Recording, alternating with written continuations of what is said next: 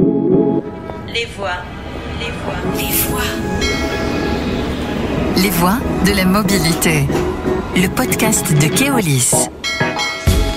La mobilité, ce n'est pas seulement prendre sa voiture, son vélo, monter dans un bus ou dans un train. La mobilité, c'est bien plus que ça. Elle façonne nos vies, nos territoires et même nos choix du quotidien. Bref, c'est un enjeu de société majeur. Alors la mobilité, sujet de division ou terrain de consensus ? Comment imaginer un espace partagé et équilibré entre la voiture, le vélo, les piétons et les transports en commun ? Y a-t-il vraiment une fracture entre la ville et la campagne ? Et jusqu'où notre âge ou même nos opinions politiques influencent-ils nos manières de nous déplacer ? Toutes ces questions, l'observateur Kéoscopie du groupe Keolis a voulu y répondre dans son étude « L'insoupçonnable consensus de la mobilité ». Pour cela, plus de 2000 Français ont été interrogés, urbains, ruraux, jeunes, moins jeunes et de tous bords politiques. Et vous allez l'entendre, les résultats sont étonnamment clairs. Pour les analyser et les décrypter, deux invités, Victor Delage, directeur général de l'Institut Terram, et Xavier Desjardins, professeur en urbanisme et aménagement de l'espace à Sorbonne Université. Les voix de la mobilité. Le podcast de Keolis. Bonjour à tous les deux. Bonjour. Bonjour Laurie. Xavier Desjardins, on entend régulièrement en politique ou dans les médias une mise en opposition entre la droite et la gauche, entre la ville et la campagne, entre les jeunes et les moins jeunes sur cette question des transports. Première surprise de cette étude, ce n'est pas aussi binaire qu'on pourrait le penser. Oui, c'est pas aussi binaire. Par exemple, souvent on fait une opposition ville-campagne. Dans l'étude que vous avez citée, on voit aussi quelque chose de très intéressant. On demande aux gens, est-ce que vous avez personnellement des difficultés de mobilité ? Et c'est par exemple 26% des habitants des quartiers de grands ensembles qui disent avoir des difficultés, 20% des habitants des centres-villes et 16% des zones rurales. Donc on voit que c'est pas tout à fait les gradients qu'on a habituellement en tête. Pourquoi ? Parce que les difficultés de mobilité, en zone rurale, c'est un grand problème, c'est le défaut d'offre de transport collectif, mais ça peut relever aussi de difficultés personnelles, on peut avoir des personnes à mobilité réduite, la pauvreté ou l'âge, etc., qui vous rendent plus difficile la mobilité. L'enseignement qui est intéressant, c'est que c'est pas binaire, je dirais, du point de vue des difficultés ressenties. Il y en a partout, évidemment, de nature assez différente, je pense que nous en reparlerons. Victor Delage ? Peut-être si je peux simplement rebondir sur ce qui vient d'être dit, je suis d'accord, cette étude Kéoscopie, elle fait du bien parce qu'elle permet de prendre de la hauteur par rapport à ce climat extrêmement polarisé sur tout un tas de sujets liés à des politiques publiques, en particulier aux questions de mobilité. Cette étude, justement, elle aborde un sujet de manière assez originale, c'est on vous donne X euros et comment vous souhaitez les allouer à différentes dépenses liées au transport. Ce que l'on voit, c'est que quand on demande aux Français de répartir un budget fictif de 10 milliards d'euros, vous en avez 99% d'entre eux qui choisissent de diversifier leurs priorités. Vous avez moins de 1% des répondants qui concentrent la totalité du budget sur un seul mode de déplacement. Donc on voit bien qu'au-delà des clivages partisans et territoriaux, les Français considèrent la mobilité comme un ensemble de solutions totalement complémentaires. Je pense qu'aujourd'hui, l'argent, il est plutôt à mettre dans les mobilités douces, dans les transports en commun, dans les vélos, les voitures électriques. Je ne me sers pas de vélo, je n'ai pas de voiture, j'ai besoin de la modalité, oui. La priorité, pour moi, ce serait de remettre plus d'horaires, effectivement, sur les bus. De renforcer la SNCF, en fait. J'utilise le train, le métro.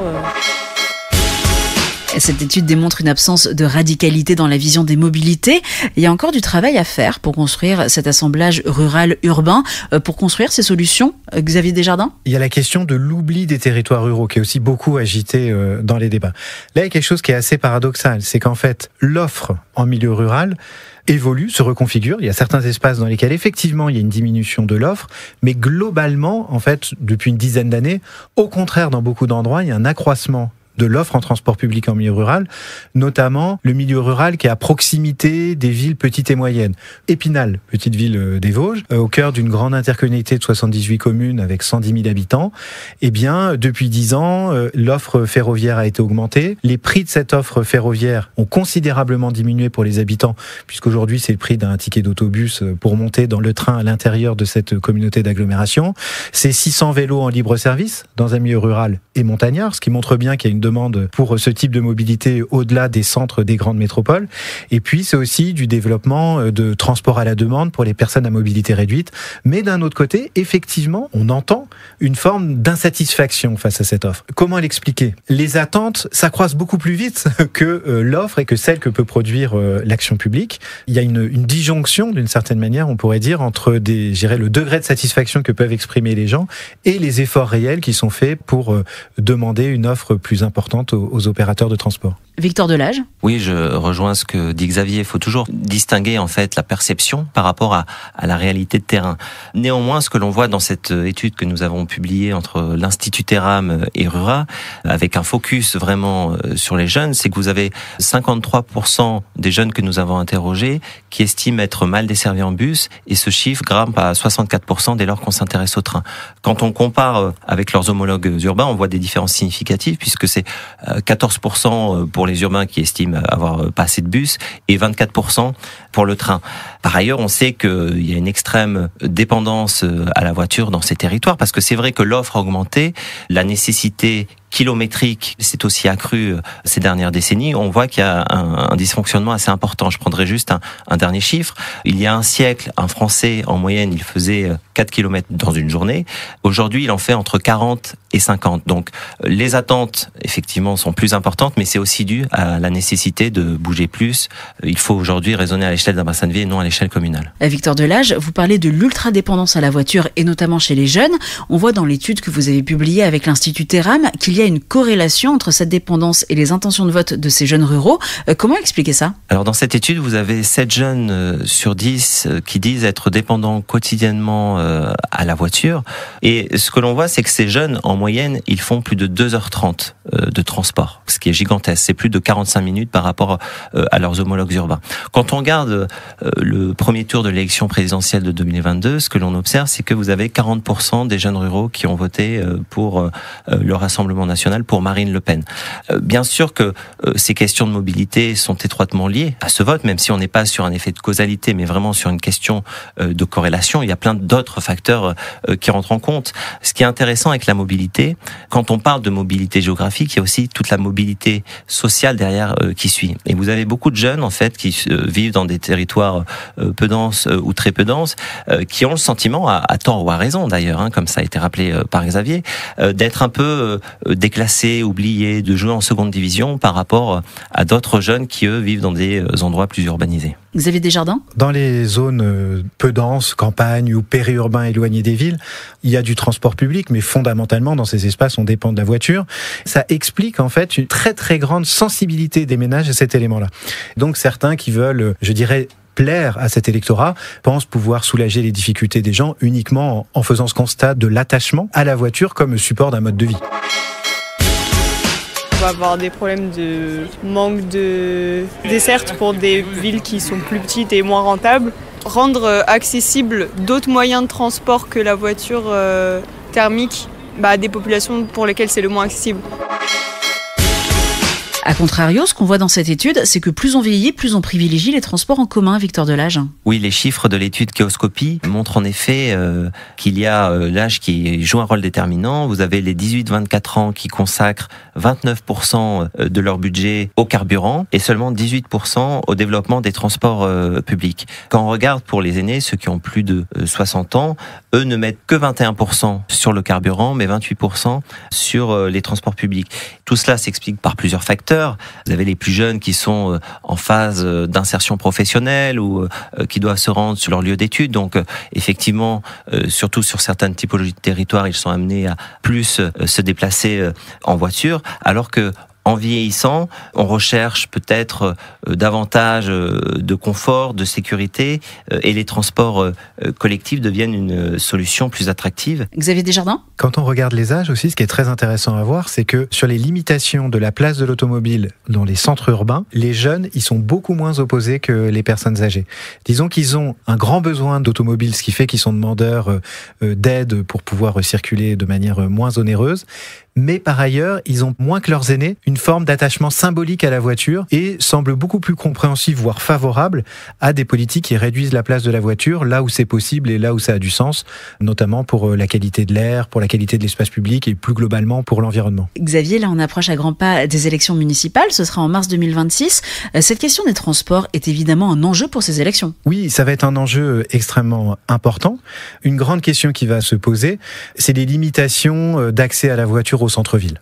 La deuxième question aussi qu'on va avoir très fort, c'est celle du coût des transports publics. Parce que depuis le début, on parle d'écart croissant d'une certaine manière entre les besoins des populations et l'offre qui est produite. Et par ailleurs, vous le savez, on est quand même dans une équation budgétaire particulièrement compliquée en France en général, et dans le système de mobilité en particulier. Parce que par exemple, dans les agglomérations de moins de 100 000 habitants, le coût du transport public sur la dernière décennie a augmenté de plus de 50%. Victor Delage ? Oui, c'est certain que cette question des mobilités, elle sera centrale tout simplement parce que elle impacte le quotidien des individus, et ça, peu importe la typologie de territoire, j'ai envie de dire. Et toute la question est de savoir comment la mairie va investir, quels services nouveaux de mobilité seront disponibles, etc. Donc, espérons, oui, que ça sera un sujet central parce que ça intéresse beaucoup de Français. Victor, vous parlez d'espoir. Est-ce que c'est réaliste, concrètement, au niveau des métropoles, d'inclure différentes formes de mobilité dans leur budget ? Oui, ce que l'on voit à travers cette étude intéressante qui a été produite par le lab de Keolis, c'est que au niveau de la répartition budgétaire, ça apparaît assez nettement en fait ce que souhaitent les Français. 45% souhaitent investir pour développer l'offre des transports publics, 25% pour réduire le prix du carburant, et le reste c'est dispatché entre le vélo, la voiture électrique et les aides au déménagement. Donc on voit bien que c'est une combinaison en fait d'investissements qui est souhaitée par les Français. Le maître mot, ce serait la continuité des transports, c'est-à-dire, ok, très bien, on arrête les voitures à Paris, mais on permet à tous ceux qui sont loin de pouvoir venir facilement, et du coup, par exemple, d'avoir H24 des transports sécurisés. Xavier Desjardins, les élus et autorités organisatrices de la mobilité vont devoir débattre de la répartition des budgets à ce sujet, comme proposé par Keoscopy dans cette étude. Il va y avoir évidemment un débat financier très, très puissant, et puis d'ailleurs ce sera un débat aussi des municipales, la question de la gratuité pour l'usager. Pour la financer, c'est pas l'accroissement de l'offre qui va diminuer d'un autre côté. Donc ça va être un débat qui va être extrêmement riche. Au niveau local, c'est quand même aussi intéressant parce qu'on sort des caricatures. Vous évoquiez au début de cet échange la question de l'opposition rurale-urbain.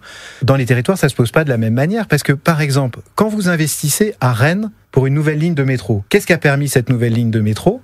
Au même coup, ça a permis de développer une offre d'autobus, singulièrement pour la couronne périurbaine de Rennes. Donc là, on voit bien que d'une certaine manière, c'est pas la question ville ou campagne, c'est la question comment on va construire ces articulations. C'est tout le sel et tout l'intérêt de la démocratie locale que de poser ces questions d'arbitrage qui évidemment dépassent des caricatures d'opposition entre types de territoires, puisque le raisonnement en fait ne se construit pas de cette manière-là. C'est une étude très riche où on retrouve de nombreuses idées qui pourraient se traduire par plein de propositions.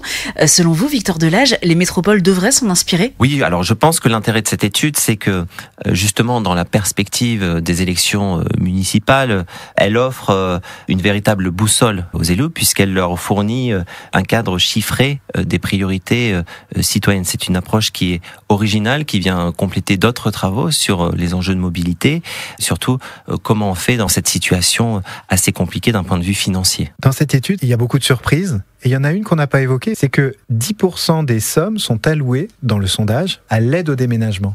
Quand on pense mobilité, effectivement, c'est aussi la mobilité résidentielle. Et là, je pense qu'il y a aussi tout un champ de questionnement à travailler. Donc je pense qu'il faudrait aussi regarder plus finement les possibilités pour la puissance publique ou les associations ou d'autres acteurs à aider ces parcours résidentiels pour résoudre des problèmes de mobilité. Xavier Desjardins, professeur en urbanisme et aménagement de l'espace à Sorbonne Université, et Victor Delage, directeur général de l'Institut Terram. Merci beaucoup pour vos éclairages. Vous l'aurez compris, la mobilité, on croit la connaître, prendre sa voiture, son vélo, le bus, le train, des choses basiques. L'étude Keoscopy, l'insoupçonnable consensus de la mobilité, va plus loin. Elle démontre que la mobilité rassemble et met en lumière un désir commun, développer les moyens de transport, les rendre multimodaux pour au final avancer ensemble. Mais attention, la voiture demeure un point de blocage qui divise encore entre génération, territoire et sensibilité politique. Bref, le débat est loin d'être terminé et devrait s'amplifier dans les mois qui viennent avec les élections municipales et les choix qui devront être faits demain en matière de mobilité pour améliorer notre quotidien.